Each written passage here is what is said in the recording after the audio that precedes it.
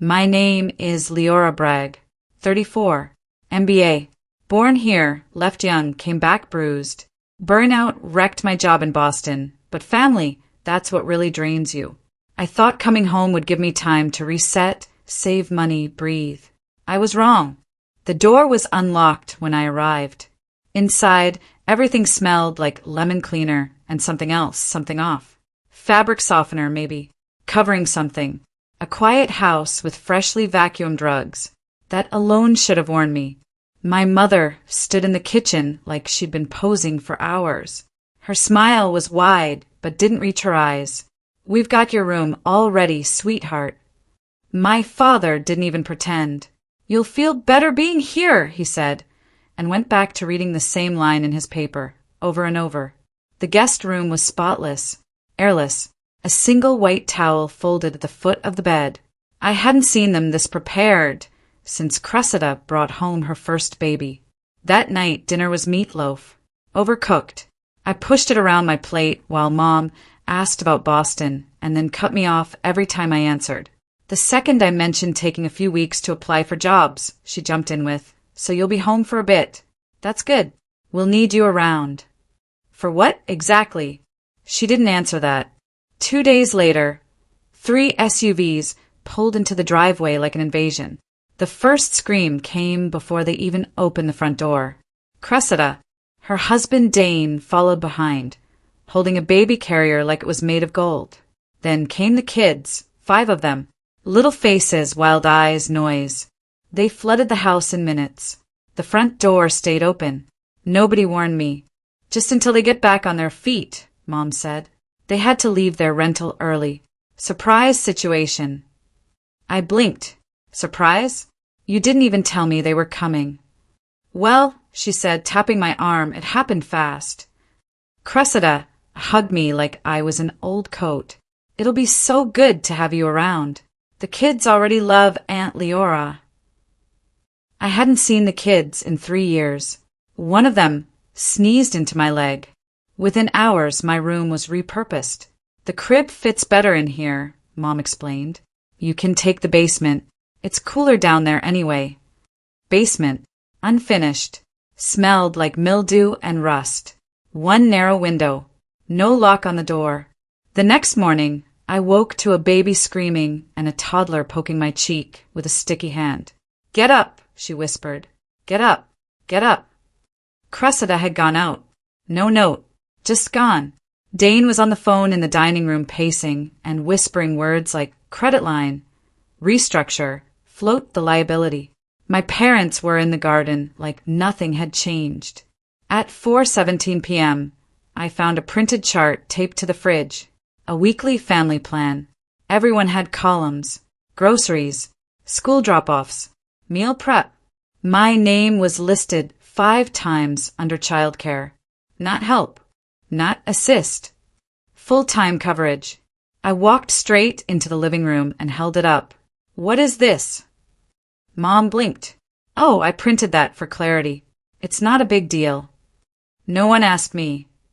"You're living here rent-free, Leora," Cressida chimed in from the couch, phone in hand, feet up. "Let's not make this harder than it needs to be." Dane didn't even look up. I threw the chart on the floor. That night, I heard whispers behind my door. "She's always been difficult," Mom said. "She'll come around," Dad muttered. "She always does." I didn't sleep. By morning, I had decided I would look for a place of my own, whatever it took. I needed out. I grabbed my laptop from the basement desk and opened my banking dashboard. There was a new name on the joint utility account. Mine. But I hadn't signed anything. I scrolled fast, clicking through PDF statements, and then I froze. My name. On the mortgage. Digitally signed. 6 weeks ago. The document trembled in my hand. Why is my name on the mortgage? The house was already screaming when I woke up. Not metaphor. Real screaming. High-pitched. Inside my walls. I checked my phone. 5:42 a.m. Footsteps thundered across the ceiling above the basement. A crash. Then silence. Then another scream. I climbed the stairs. Opened the door. The baby, whichever one it was, sat in the middle of the kitchen floor, crying, covered in what looked like applesauce. Cressida's car was gone. Again. Dane was pacing in the dining room, barefoot, shirtless on the phone. Voice hushed. Debt liquidation is non-negotiable. We float until Q3, or we die. No, I said we die. He saw me. Paused. I picked up the baby and said nothing. Dane turned toward the window, whispering now. I can't lose her credit line. Not again. I opened the fridge.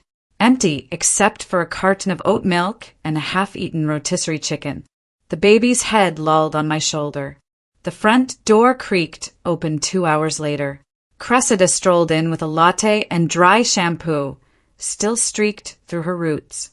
She didn't apologize. I thought we agreed on boundaries, I said, calm but firm. Cressida blinked. We didn't. I'm not the nanny. She raised an eyebrow. Your family. No, my voice sharpened. I'm not a resource. Jesus, Leora. You never did like kids. That's why you don't have any. I set the baby down. He cried. I walked away. You're living here rent-free, she called after me. I stopped. Turned. Am I? Downstairs. I opened my laptop. I logged into my credit union.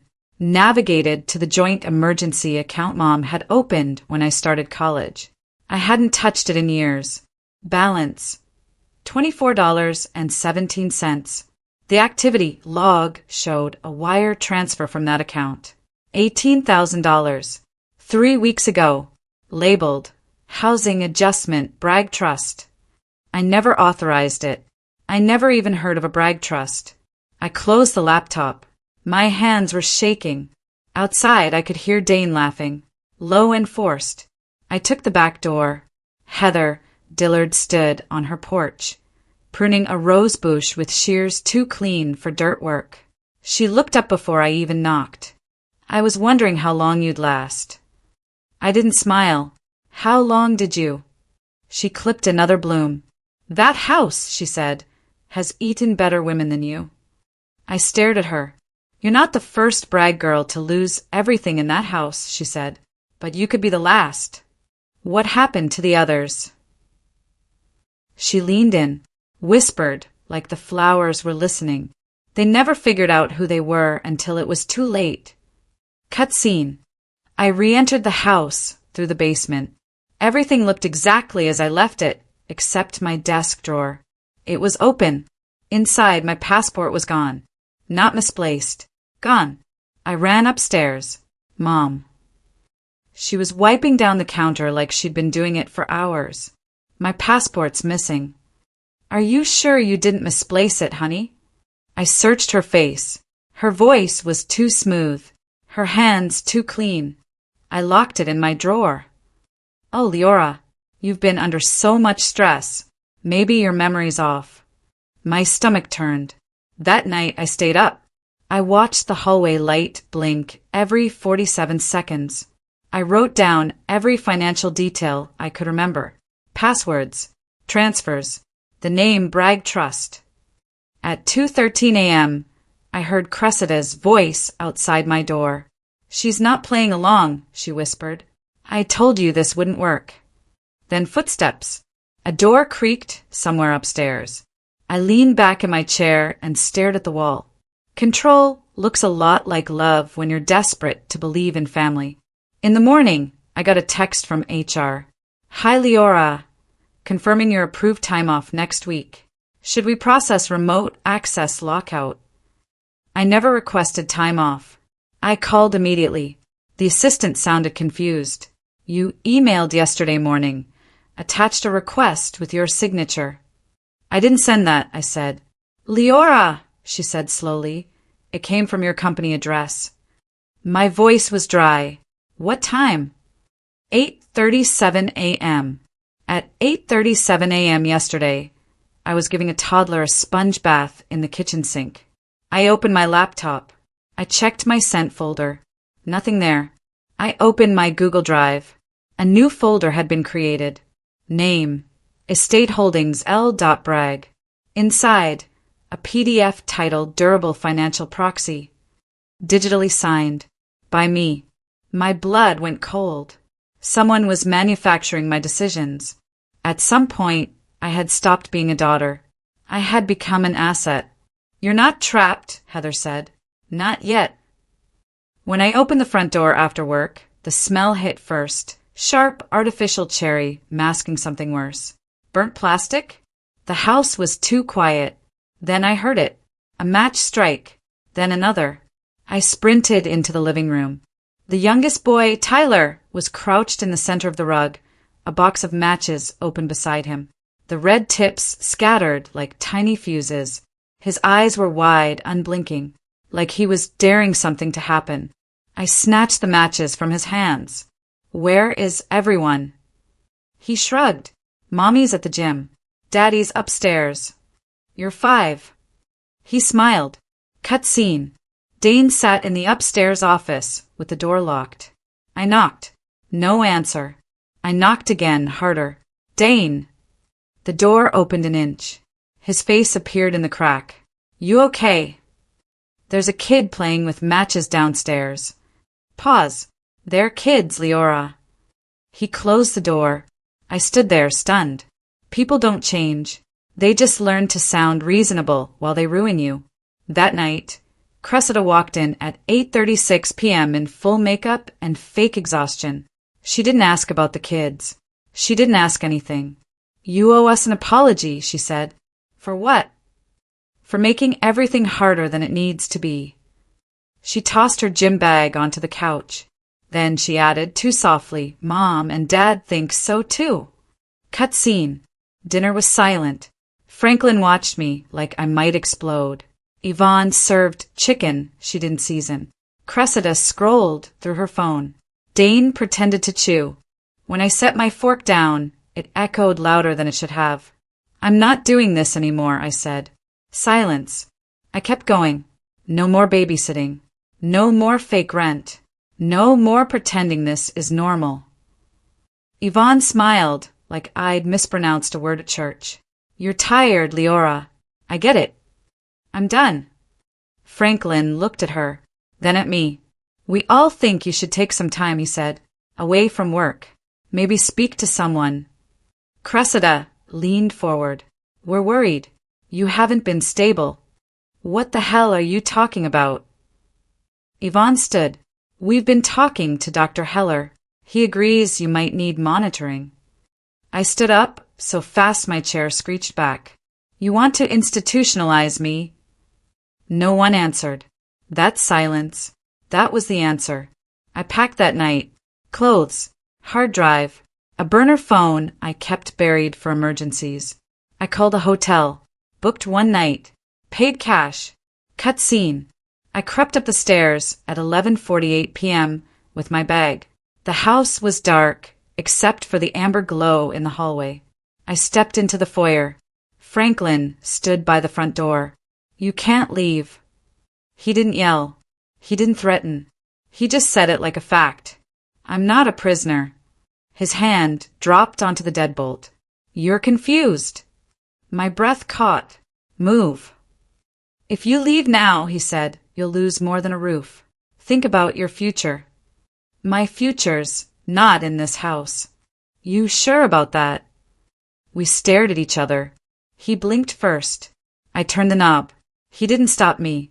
But the door didn't open. It had been relocked from the outside.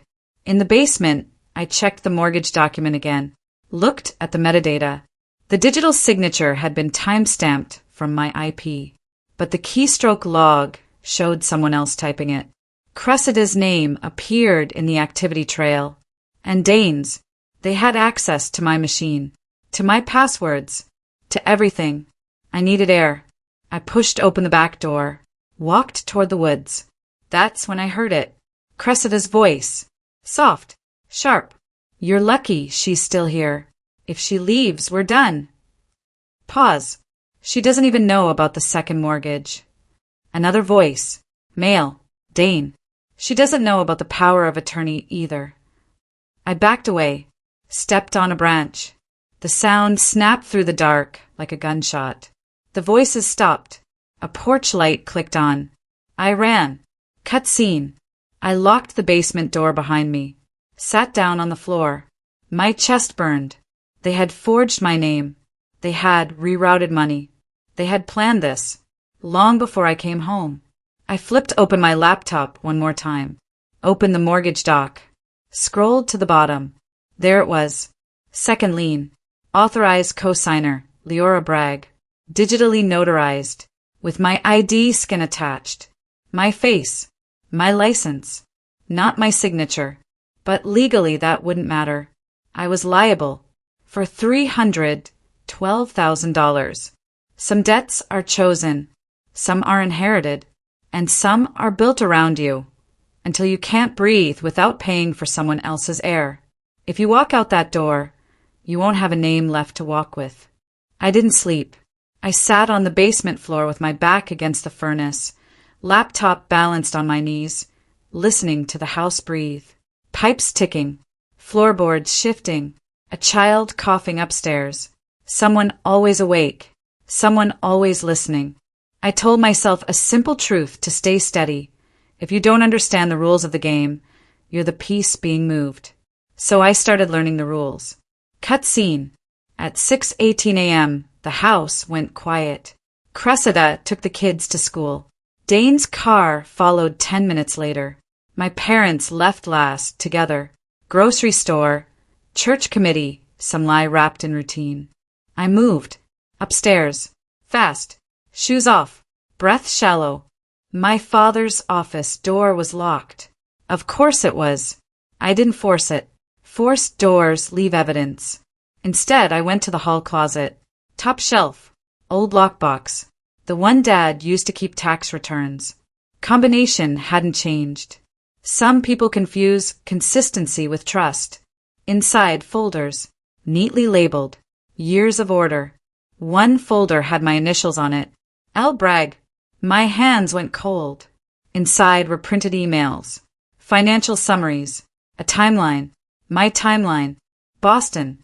Burnout. Leave of absence. Return home. Someone had planned my collapse like a project rollout. Then I found the USB drive. Black. Unmarked. Warm, like it had been used recently. I plugged it into my laptop.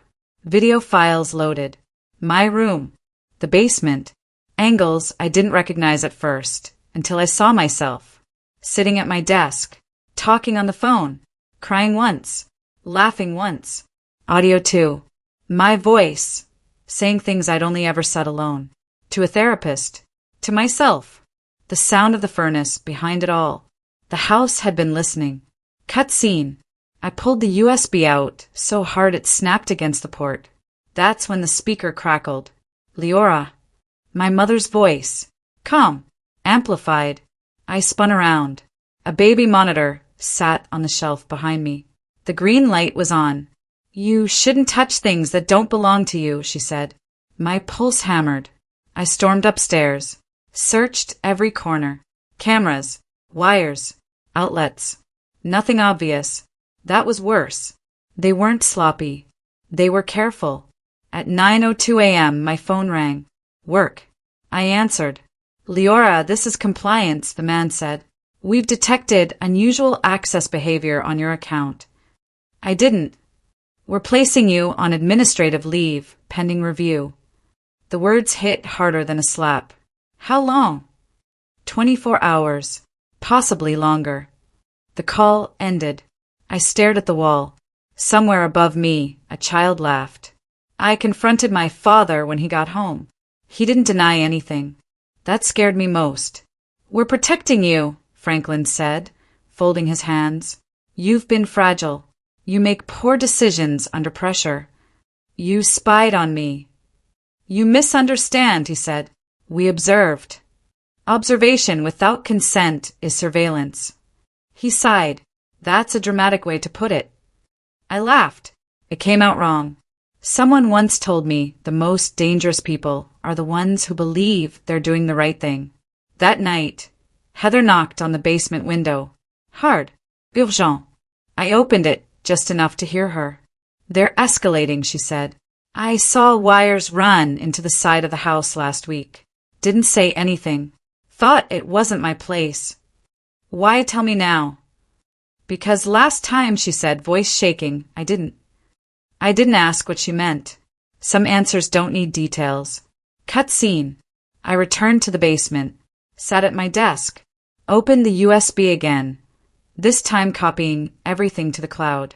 Encrypted. Off-site. A line kept looping in my head, something I'd heard once. When the cage is invisible, escape feels like insanity. I was done feeling insane. At 11:47 p.m., the intercom clicked on again. You can still make this easy, my mother said. Sign the proxy. Let us manage things. And if I don't? Silence. Then, you won't have a job by morning. The line went dead. I shut the laptop, stood, listened. Footsteps approached the basement door. Slow, deliberate. The handle turned, stopped, turned again. Then the sound I hadn't expected. Keys. Metal on metal. The spare key. I backed away, heart pounding. Every nerve screaming one truth. Whoever was outside wasn't trying to scare me. They were trying to get in. The key slid into the lock.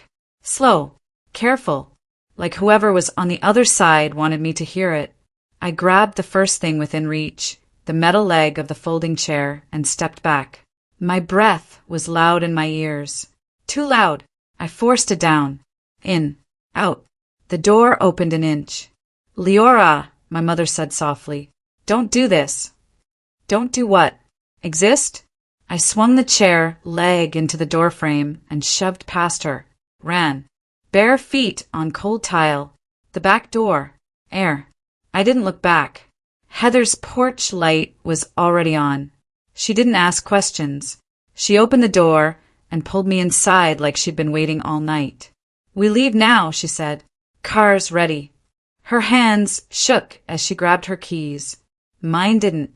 That scared me more. Somewhere between fear and focus, something inside me had gone quiet. I remembered another line I'd heard once.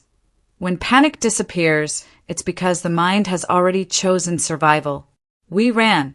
Dane's headlights came out of nowhere. The SUV fishtailed across the street, blocking us halfway down the driveway. Tires screamed. Gravel flew. Heather slammed the brakes. Dane stepped out, rain slicking his hair to his face. Calm, smiling. Leora, he said, you don't want to make this worse. I opened the door and ran anyway. The world narrowed to sound and breath and wet pavement. My foot slipped.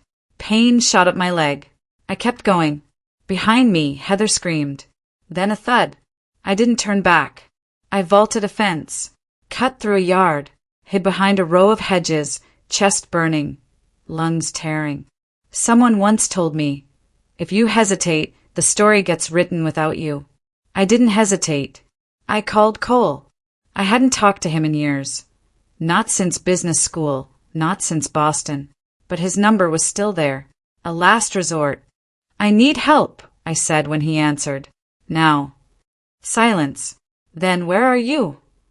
Near Maple and 6th. Stay there. Cole's apartment was clean. Too clean.